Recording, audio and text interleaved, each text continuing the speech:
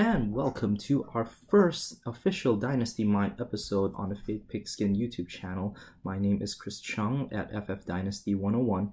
I am happy to be just presenting this first episode of the Dynasty Mind. I've had several episodes before on my own YouTube channel, but I'm now officially representing the fakepigskin.com, and I'm very much wanting to do this for the longest time. As you can tell, I'm still very much a beginner in this. The production is a little bit crappy, but I thought it would be great to start off the video with nothing less than a song from the Dynasty Warriors, which I think a lot of you who are interested in the Dynasty football realm are Dynasty Warriors. So becoming a warrior, hopefully I can bring you into a Dynasty mindset. So this is our first kickoff of the episode to talk about all things Dynasty. I'm hoping to do future ventures in using this blogging or video blogging method.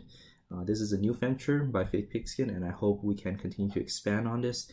We'll have better video production, of course, not all being done by me. But that is more of my issue and not something that you might be interested in. So let's kind of talk about some of the things that may be helpful to you if you are a beginner Dynasty player, or even if you have been in the Dynasty world for a few years.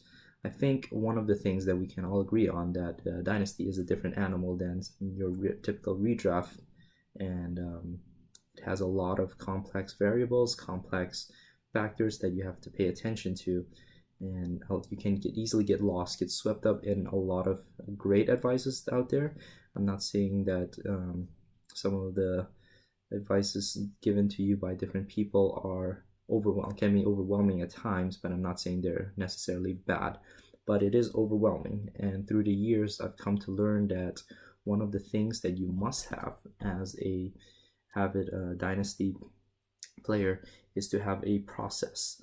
Now, you kind of hear about this process thing frequently and kind of think to yourself, what is it? What is a process? Why do I need to have a process? Why can't you just point me to, oh, this player will be great, that player will be amazing, and I just plug and play those? You can't have the same mindset as you do in a seasonal league, and one of the issue is if you do so, you may find yourself falling behind. Winning consistently is becoming more difficult. So having a process is important, and it may not be for everyone who have a difficult time grasping or being comfortable with gray areas, or someone who is comfortable with uncertainties, but it is important nonetheless. And you may say that, screw process. I just want to pick the best player who scores the most points, all the studs. I'm fantastic at trading. I am fantastic at the waiver wire. I can identify players. And that is a process in and of itself. Even if you say that you want the player that scored the most points, that is a process, a rudimentary one, a very unrefined one, but it is a process nonetheless that you are valuing points, fantasy points, in the now, more so than playing the lottery, playing the potentials at draft picks, or playing the potentials in waiver wire pickups. But nonetheless, everyone needs a process if you want to be successful, and a process changes. That's one of the tougher things for people to figure out, is that the process never stays the same and must continually evolve, or else you'll get stuck. And a lot of people are uncomfortable with that idea because they want something concrete, they want something fixed, a strategy that they can follow, whether it be late round quarterback, whether it be youth focus, whether it be zero RB, zero wide receiver, whatever strategy you have, it cannot stay the same. And that is because the landscape changes. The game has changed over the years. If you've been watching football all these years, you can see the changes, and it happens very gradually. If you're not kept up with what's going on currently in the football world, you may fall behind with your process, with your plan, with your strategy. So with that said, a process still needs to have certain fundamental principles, and today we're going to talk a little bit about how to kind of start thinking about building your own process. One of the things that it seems very helpful to start exploring about process is in the Twitterverse. I used the TweetDeck more so than just the straight up Twitter when I'm on my computer, and as you can tell, I have different columns. I can chat with different people. I've saved certain things that I want to just focus on, having different columns, following certain people.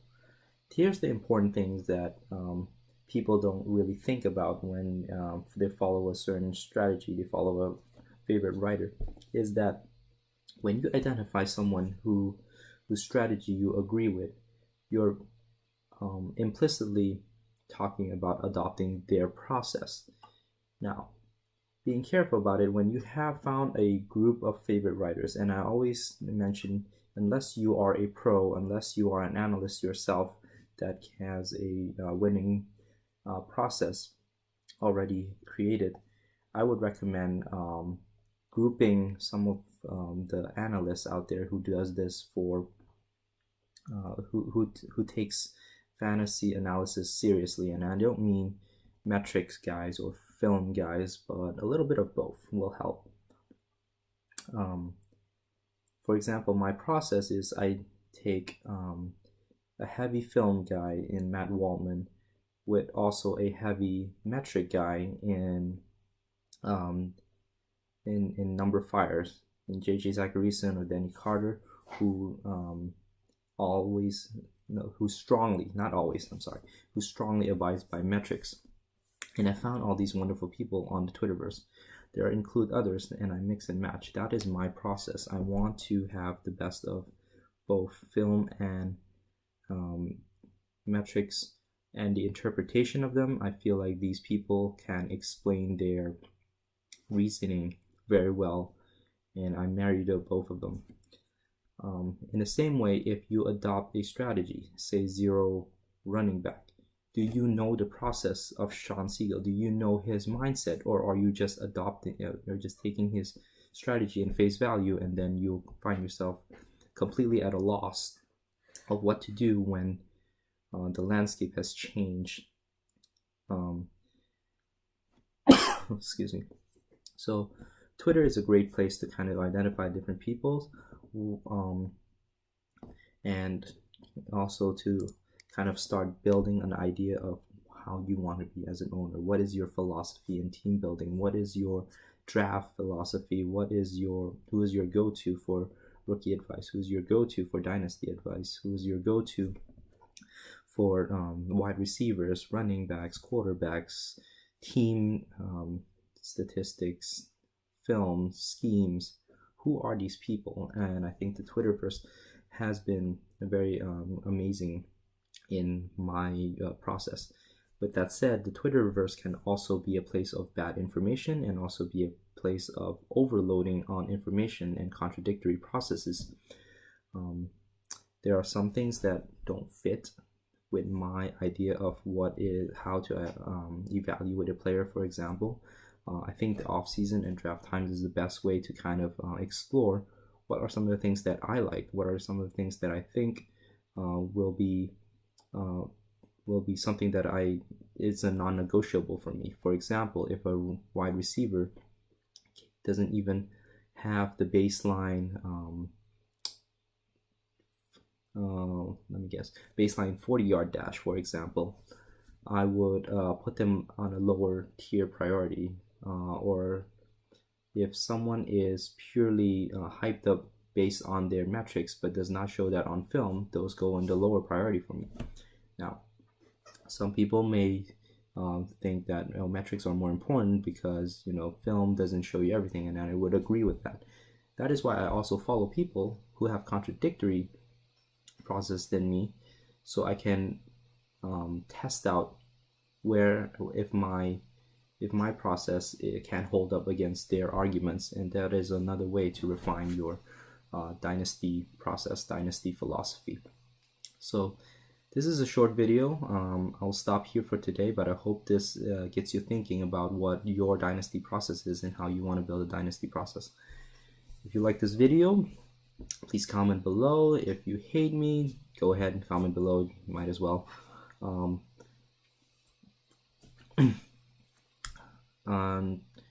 Please also visit our website, fakepigskin.com. We have wonderful writers for all kinds of sports. Right now we're in the thick of the MLB season, and I want to give a shout out to one of our best DFS MLB writer, Dana Hashiro. Sorry. I just spoke it in both Asian and also in American accent, which is not cool. But Dana Hashiro at our Fake Pigskin, she's makes wonderful recommendation. You can have all these advice for free. I've used her articles to help me build my GPP lineup as well as my cash lineups. And if you have any questions, hit me up at ffdynasty101.com. I'm sorry, at Fantasy Football Dynasty 101. Hope you enjoyed the first video, and see you next time. Leave me any questions you have. Hit me up on Twitter about what your dynasty curiosities are. Peace out.